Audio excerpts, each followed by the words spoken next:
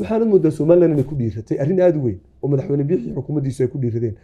badda cas kacsantay maadaama badda cas xaaladeedu imika ay kacsantay badda cas xaaladeeda kacsanna waxyaabo badan oo Soomaaliland baahi loo qabo ay Saleebaan soo dedejinaysaa Port Sudan way xidhanto dagaal ka socda dekada casab khilaaf baa u dhaxeeyay Ethiopia iyo Eritrea dekada Djibouti culays badan baa haysta السلام عليكم ورحمة الله وبركاته داوديال waxaa dalka Itoobiya heshiis taariikhi ku kala saxeexday madaxweynaha Jamhuuriyadda Soomaaliland mudane Muuse Biixi Cabdi iyo ra'iisul wasaaraha dalkaasi Abiy Ahmed hadaba heshiiskani muxuu ku saabsan yahay waa falanqaynta ku saabsan yahay mowduuca kan ku falanqayn doona waxaana marti ku ah Maxamed Cabdi Sheekh Ilig oo isagu goorahan ba ku foogana ama la socday dhaqdhaqaaqa heshiiskan iyo waliba waxyaabaha hooseeye ee ku duugan hadaba Ilig ku soo dhawow MMTV ugu horeyn maxaanu ka fahansanahay ama uu yahay isfahamkan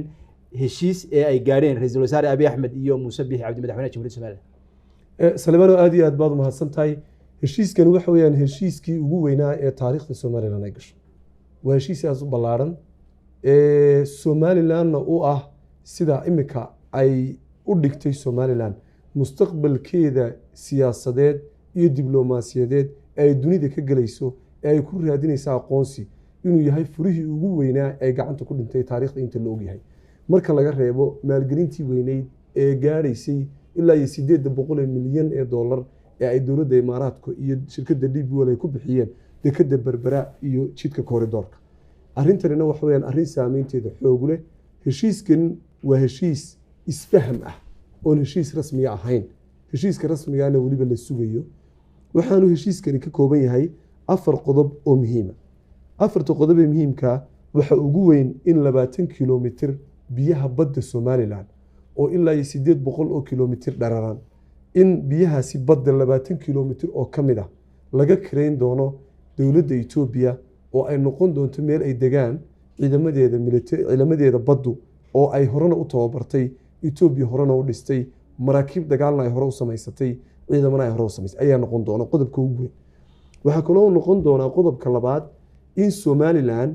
ay dhaafsanayso awoodda inta leeg ay ciidamo Itoobiyaan ay ku soo degayaan gudaha badaha xeebaha Soomaaliland inay Soomaaliland aqoonsi diblomaasiyadeed oo heer sare ah ay ka hesho dawladda Itoobiya inkastoo si rasmi ah loo shaacin aqoonsigaasi oo aan muuqan laakiin aqoonsi ay ku bedelanayso iyo inay albaabada caalamka la garaacdo qodobka labaadna uu yahay iskaashi wada shaqeyneed oo dhaqaale oo Soomaaliland iyo Itoobiya dhexmara halka qodob kalena uu ka noqonayo 4 qodob oo muhiim ah ayaa meesha laga soo dhex saaraya qodob kalena uu ka noqonayo iskaashi dhinaca ammaanka marka heshiiskan waa mid taariikhi ah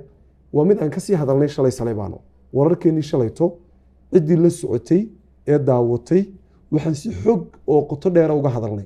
heshiiskan inuu yahay heshiis dhaqaale iyo heshiis ammaan labada qodob oo kaliya uu daaran yahay safarka madaxweyne Biixi aanu qodob saddexaad oo kale aanu la soconin oo falanqaynteeni shalayto ku jirtay oo qodobka ugu muhiimsan waxa saxiixa heshiiska dekada Berbera oo ah marinka ugu weyn ee Itoobiya doonayso inay ka soo gasho Soomaaliland oo ay horena Saleebaan marka xaqiiq laga hadlayo ay Itoobiya u qaadatay 19% dekada Berbera in ay ku lahaato maalgashi lagu sameeyay maalgashigaasi oo ahaa markii hore waxa loo kala qaatay dekada Berbera 65 iyo 35 ayaa loo kala qaatay 35 Soomaaliland baa qaatay maalgelinta 65na shirkadda DP oo Imaaraadka ayaa qaatay kadib Itoobiya markii maadaama wax laga iibinay danaheeda laga wada hadlay waxa soo dhex gashay in 15na ay u gooyaan Imaaraadku 5na ay 14na Imaaraadku gooyaan oo 100% tagaan Soomaaliland oo dawladda 35 lahaydna ay 5 goyso oo 30 tagto 19% Itoobiya ay halka ka keentay 19% ayaa kamid ah imika isticmaalka dekada Berbera oo halka dirgalay dib loo soo cusboonaysiiyay oo dawladda Itoobiya muddo dhexdaayda ay ka warwareegtay laakiin haddana markii dambe ay xiiso weyn ay u qaatay oo halka wasiirka gaadiidku yimid oo dhowr goor ay soo noqotay dawladda Itoobiya marka heshiiskani Saleebaan waa heshiis taariikhi ah oo dhinac marka laga eego Soomaaliland diblomaasiyadeeda hadii la aqoonsanayo hadii fursad kale oo adduunka albaabo kale loo garaacayo oo xarunta midowga Yurub ay u garaacayso ay tahay midowga Afrika banjeeda ay u garaacayso Itoobiya inay noqoto fursad weyn ay hor Saleebaan heshiiskani daaran yahay waxaana dawladda Itoobiya ay weydaarsatay bad ay raadinaysay muddo dheer oo ay ciidamadeedu degaan oo ay maraakiibteedu maraan oo maraakiibta u sita Ethiopia lafteedu adeegan ay keento oo maraakiib bay adduunyada ku leedahay Ethiopia shipping line bay leedahay dowladda Ethiopia maraakiib waaweyn oo ku soo xidha dekada Djibouti bay leedahay maraakiibtaasi ciidamadii ilaalin lahaana ay qayb ka yihiin maadaama badda cas kacsan tahay maadaama badda cas xaaladeedu imika ay kacsan tahay badda cas xaaladeeda kacsanna waxyaabo badan oo Somaliland baahi loo qabo ay Saleebaan soo dedejinaysa laakiin dadka Soomaalida ay mooga yihiin in badan oo dad badan aanay la socon xaaladdu si isku bedbedelayso ka meesha berber ku taalo iyo dekada ku yaalaan istaraatiijiyadeeda ay leedahay waxay abuuraysaa fursado badan oo aan ma hore jirin Somaliland xaaladda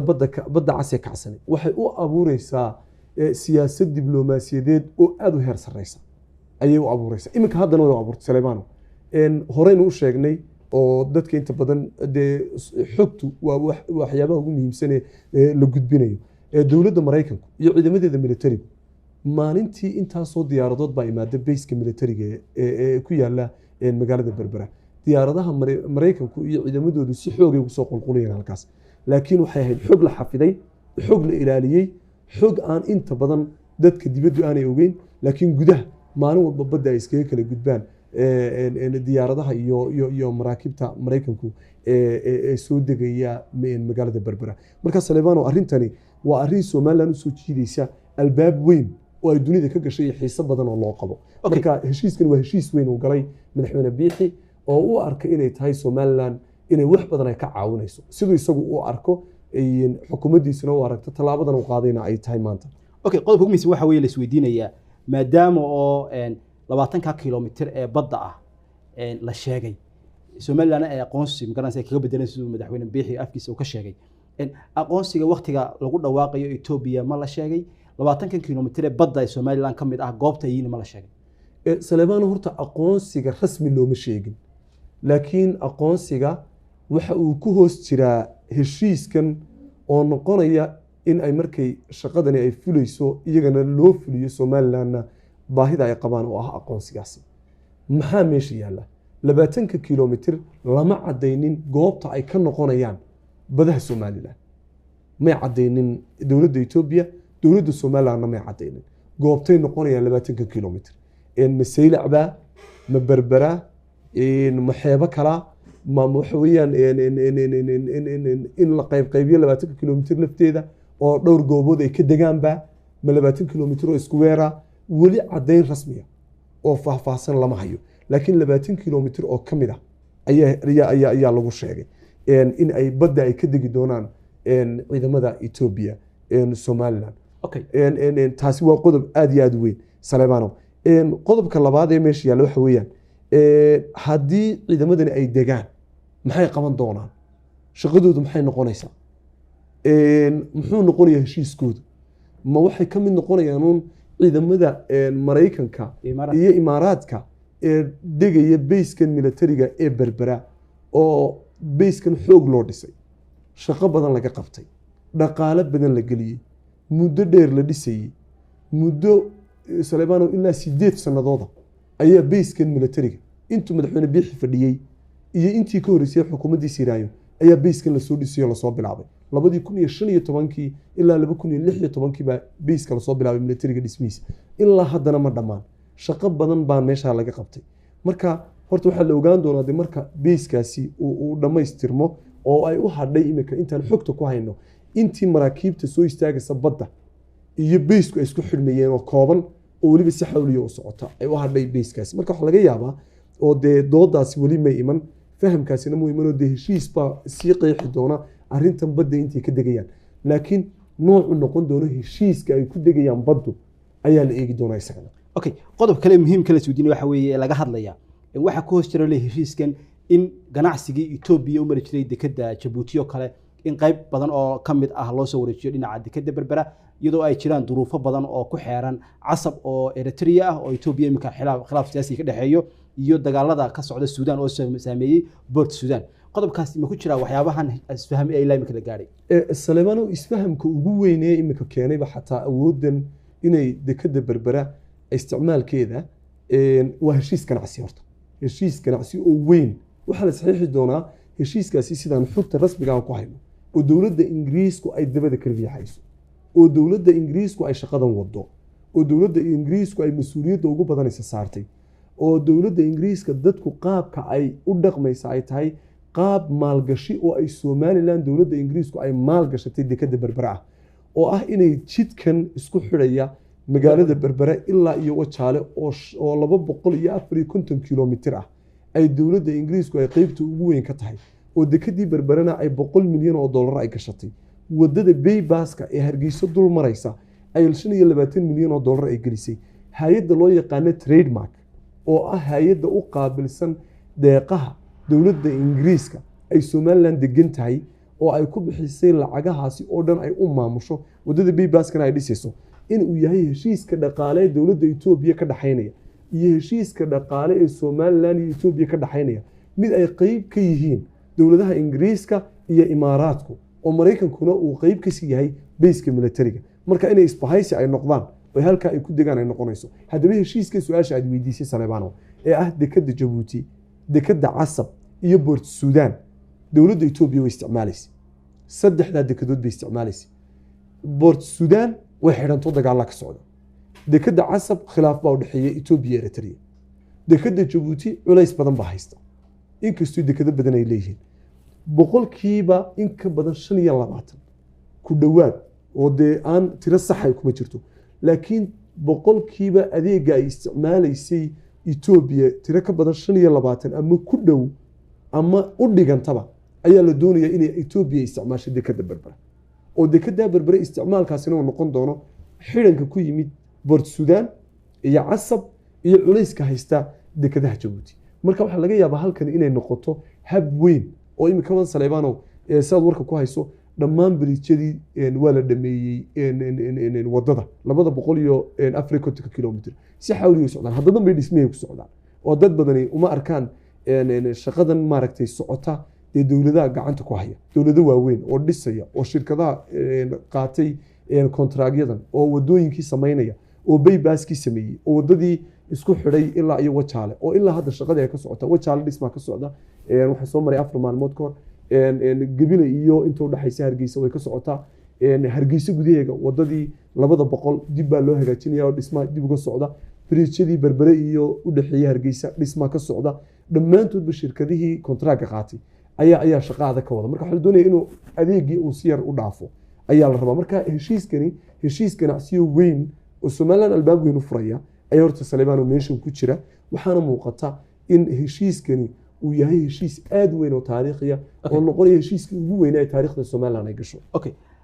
waxa ka horeeyay heshiiskan maanta dhacay in Djibouti ay Somaliland iyo Soomaaliya iyaguna heshiis kale oo taariikhi ah oo dib loo bilaabo hadallada uu ka socday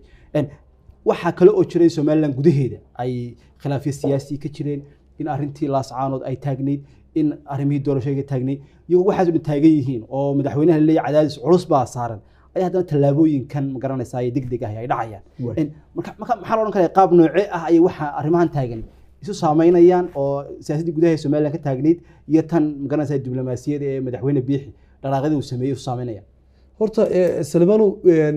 Somaliland culays badan baa haystay 2023 sanadka dhamaaday Somaliland culays xoog weyn baa haystay culayskaasi wuxuu ahaa culays ay ku furan yihiin dagaalo iyo khilaafaad siyaasi ah oo gudaha wadanka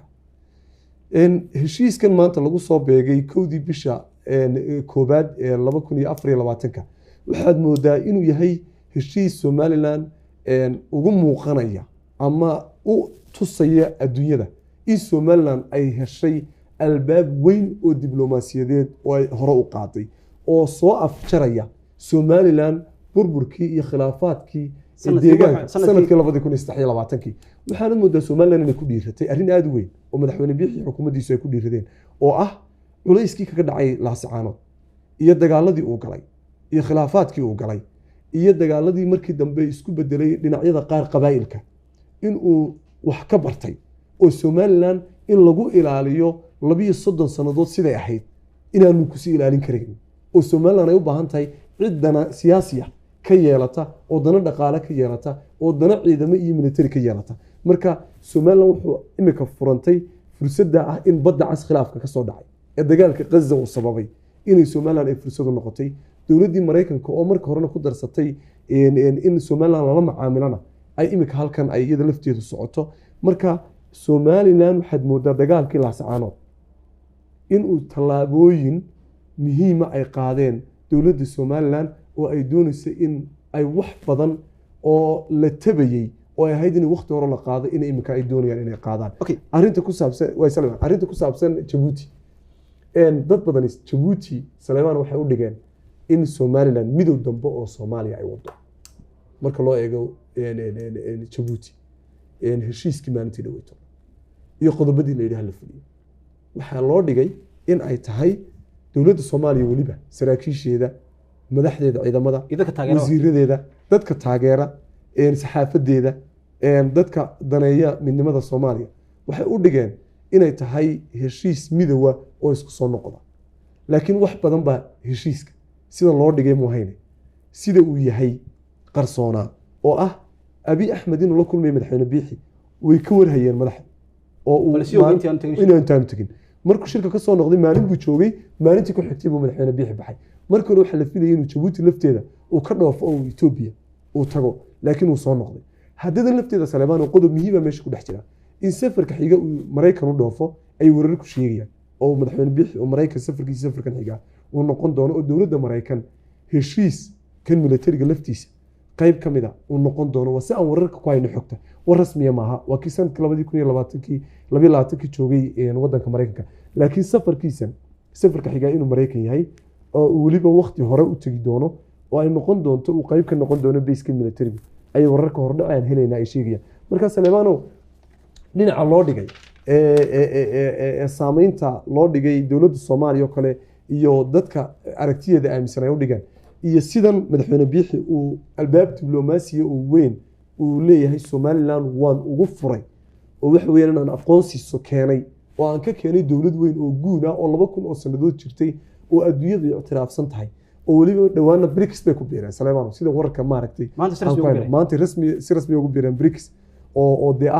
isbahaysi ur dhaqaale aad weyn ay ku biireen waana 120 milyan siino koraya isla markaasina dagaalada gudaheega ka dhacay laftoodu aanay saameyntii loo baahnay in dowlad weyn oo guuni ay culays kaasi u saaro ama ay ku burburto ay ku burburi weydo ay ka soo kabanayso ugu dambeyntii Maxamed Cabdi Sheekh Ilig waxa la leeyahay talaabooyinkan waa qaar arrimaha dibadda ah oo laga gaaray sida sheegaysa guuno siyaasadda arrimaha gudaha ee Somaliland khilaafiyaad taagan arrimaha laascanood baa taagan doorashooyinkii baan wali la isku raacsanayn arrimahan aad ka hadlaysa ee maalgashiga iyo ganacsiga in la iskaashi ganacsiga la sameeyo waxaas oo dhan waxa sal u ah oo dadka siyaasadda doorashada ay leeyihiin waxa sal u ah deganaansho siyaasadeed in la helo madaxweyne Biixi maadaama oo arrimahan talaabooyinka dibadda uu qaadayo ma kula tahay inuu ku dhiiranayo xal u heli karayo arrintan hubantilaanta dhinaca doorashooyinka Saleemaan horta heshiiska laftiisa waxa ku jira iskaashi dhinaca ammaanka oo dowladda Itoobiya iyo Somaliland ay wada yeelanayaan ayaa ku jira heshiiskana Saleemaan oo ilaa shalay madaxweyne Biixi markuu tagay ilaa iyo maanta xataa warkiisa lama haynin waxa la sheegay in toos loo geeyay magaalada loo yaqaan Hawaasa oo qasri halka la dejiyay oo si gaar loo ilaalinayay oo si gaar baratokolkiisa loo sugay oo uu ahaa heshiiskan ra'iisul wasaaruhu Hawaasa uu ku tagay heshiis ay Itoobiya si weyn u daneeysay sida uu Twitterka ku soo qorayba oo sida uu ku soo qoray Facebookiisa Abiy Ahmed oo sheegay oo leeyahay alxamdulillah nuxurkiisu yahay guul weyn baan gaadhay alxamdulillah uu leeyahay waana guul ay dowladda Itoobiya ay filaysay laakiin dadka Soomaalida aragtiyadu way ku kala duwan yihiin Somaliland maadaama culays badan oo xoog uu saarmayna ay arrintan noqonayso arrin saameyn weyn ku leh Soomaalida kale oo Somaliland culayska saaranay siyaasiga uu noqonayo kaas marka hadaba Saleemaan arrinta gudaha baa taalameed arrinta gudaha timid arrinta guduhu waa laba waa doorashooyin iyo deganaansho siyaasiga deganaanshaha siyaasiga Somaliland albaabo u furan adduunyada ma haysan deganaanshaha siyaasigana waxa loo haystay ay Somaliland adduunyada iyo dadka siyaasadda oo doorasho ay aaminsan in ay noqon doonto inay noqon doonto talaabooyinka siyaasiga laftoodu waxay aaminsan yihiin dadka siyaasadda oo doorasho in ay Somaliland lafteedu ay dana siyaasi oo adduunyadu ka yeelato oo lagu ilaaliyo ay hayso dowladda Somaliland oo haddii aan dana lagu ilaaliyo aanay lahayn khilaafaadka iyo dagaaladu ay soo noqonayaan marka Somaliland madaxweyne Biixi waxa muuqata sidii maalintii dhaweyd ganacsada ula kulmay doorashada inuu doonayo loogu daray siday de hadalka u dhiganayo in isfahamka doorashada dib loo dhigo in arrimahan waaweyn iyo shaqadan ku jiro uu dhamaystirkeeda uu la imaado oo noqonaysa heshiisyadan imaaraadka heshiiskan dowladda Mareykanka heshiiskan Ethiopia imika galeen iyo safarkiisa laftiisa aan maaragtay xogta aan ku hayno Mareykan uu socdaale doono iyo wada hadallada Soomaaliland iyo Soomaaliya lafteedu inay kala gurasho noqdaan iyo inay isku biirin noqdaan iyo Soomaaliland waxa dan ay ugu jira inay wada hadalladaasi maaragtay ay sii socdaan iyo wada hadalladaasi qaabka loo gaaray marka dowladda Soomaaliya Salmaan lafteedu war kamay soo saarin waxba kamay oran wali xuduudaha guud ee Soomaaliya markay dowladda Soomaaliland ay diidan tahay inay adduunyada ka mid noqoto ama gooni isku taagto waxay aaminsan tahay inay jamhuuriyadda Soomaaliya ay ka mid tahay Soomaaliland marka laazim iyada lafteeda falcelin waa laga sugayaa laakiin falcelinteedu nooc ay noqoto ayaa la eegi doonaa iyo dowladda Itoobiya oo dowlad weyn waxay kala yeelaan dowladda Soomaaliya aad iyo aad baad maasantay daawadayaal kaasi waxa uu ahaa محمد عبد الشيخ إليك oo martan ku falanqeynay heshiiska Somaliland iyo Ethiopia ee kala saxeeyeen madaxweyne Muuse Biixi Cabdi iyo Abiy Ahmed intaan falanqeynta ma ku doonaa waxaan ka tagay assalaamu calaykum wa rahmatullaahi wa barakaatuh